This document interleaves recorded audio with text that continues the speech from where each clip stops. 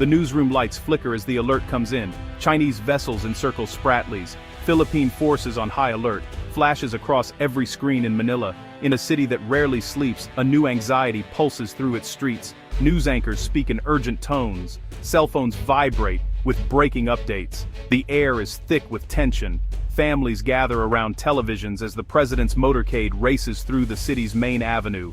Police sirens wail. Military helicopters thunder overhead, slicing through gray morning skies. In cafes and crowded jeepneys, conversations freeze. Everyone waits for the next headline.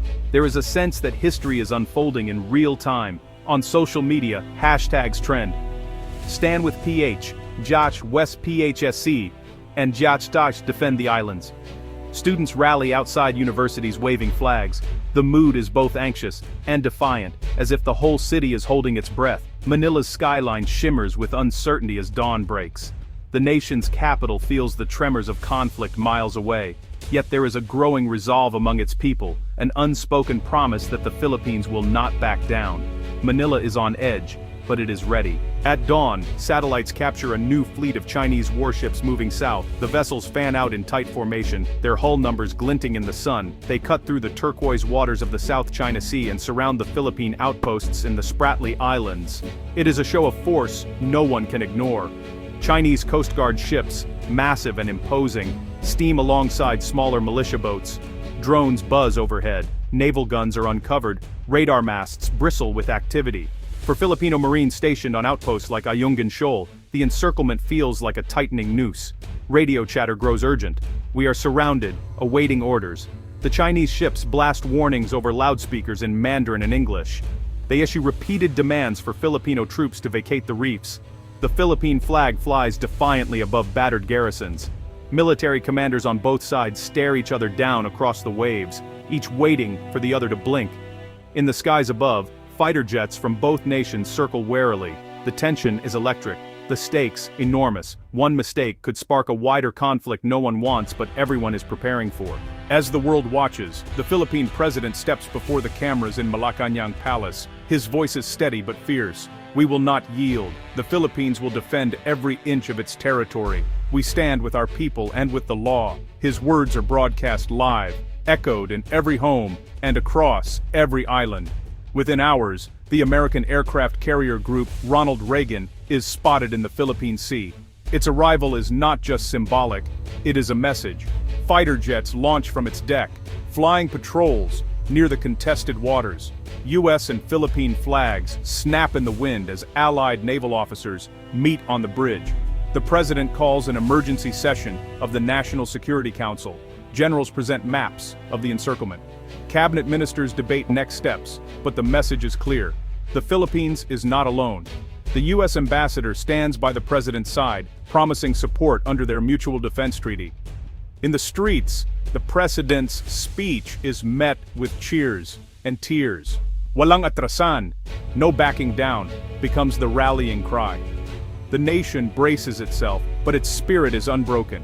At Western Command headquarters in Palawan, the atmosphere is a mix of tension and grim determination. Officers pore over satellite images and radar readouts. Every beep and blip is scrutinized. The command center hums with orders relayed to frontline outposts. Colonel Mendoza, a veteran of past standoffs, stands by a large digital map. Hold your positions, no provocative moves, but be ready for anything, he tells his team. Young soldiers, some fresh out of training, watch news feeds between patrol shifts. They polish rifles, check radios, and write messages home. The operations room is sealed off from outside distractions. A giant Philippine flag hangs above the command table, a reminder of what's at stake. This is more than territory, a lieutenant whispers. It's our home. Coffee is passed around. No one is sleeping much tonight. Outside the base, families of soldiers gather, praying quietly. In the barracks, morale is high. The message from command is simple. Stand firm, stay calm, and rely on each other. Western Command is ready. The Chinese blockade tightens around the outposts. Supply boats from Palawan are intercepted by Chinese Coast Guard cutters. Water cannons blast across bows, and radio signals are jammed. Turn back or be boarded. The warnings repeat. Filipino sailors grit their teeth, determined to get food and medicine to comrades marooned on the reefs. Chinese maritime militia ships, painted like fishing boats, shadow every move. They flash bright searchlights into Filipino windows at night, hoping to break morale. Drones, hover, relaying real-time video to distant command centers. The tension never lets up. At the same time, cyber attacks cripple communications in Manila and Palawan. Government websites flicker offline. Social media fills with rumors, fake news, and calls for surrender. The digital assault is relentless, targeting both military and civilian networks. The goal is confusion and fear. Some villages near the coast lose power for hours at a time. Phone calls drop, radios hiss with static. Yet, despite everything, the Filipino crews press on, risking their lives to break the blockade. The struggle is not just at sea, but everywhere. On the battered reefs of the Spratlys, Filipino Marines huddle in sandbag bunkers. Supplies run low: rice, water, batteries, yet no one complains. They take turns on watch, peering through binoculars as Chinese ships loom just beyond the surf. Every shadow is a potential threat. In nearby fishing villages, life has changed overnight. Boats that once sailed freely now stay close to shore. Fishermen swap stories of being chased, their catches seized. Still, they refuse to abandon their waters. "This is where my father fished, and his father before him," says Mang Tonyo, a local leader.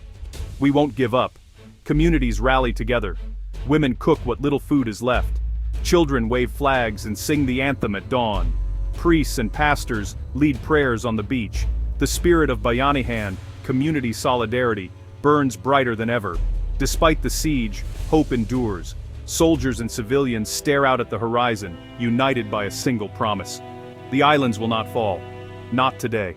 The South China Sea is more than a local dispute. It is one of the world's busiest shipping lanes, carrying trillions of dollars in trade every year. Oil tankers, container ships, and fishing fleets crisscross the waters daily. What happens here affects everyone, from Tokyo to London to New York. Beneath the waves, vast reserves of oil and gas remain untapped. Whoever controls these waters holds the keys to enormous wealth and energy security. For the Philippines, the sea is a lifeline, feeding millions, powering factories, and connecting islands. Global powers watch uneasily. Japan, Australia, and the European Union issue statements demanding restraint. ASEAN holds emergency talks, but, honestly, the world knows the truth.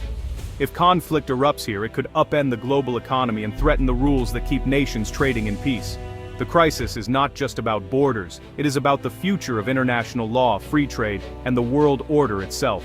China's tactics are clear. It rejects the 2016 International Tribunal ruling that favored the Philippines. Beijing claims nearly the entire South China Sea, drawing a so-called 9-dash line that ignores the rights of other nations. Its leaders want to turn the sea into a Chinese lake.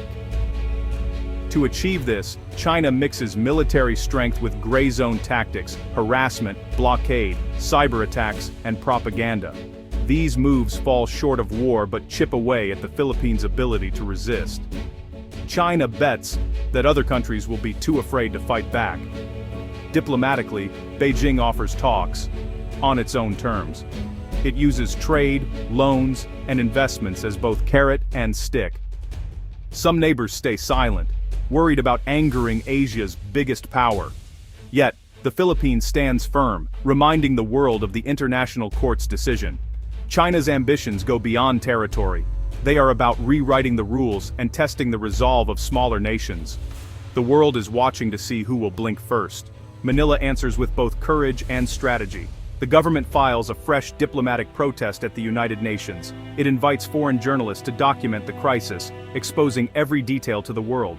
The armed forces release daily updates, showing transparency and resolve.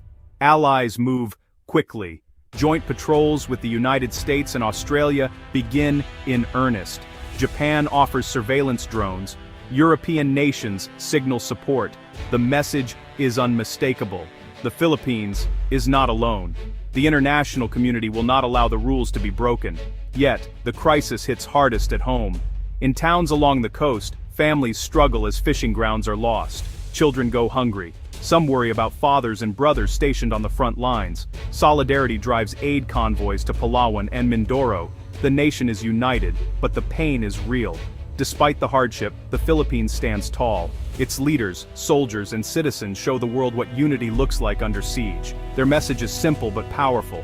This is our home. We will defend it, no matter the odds.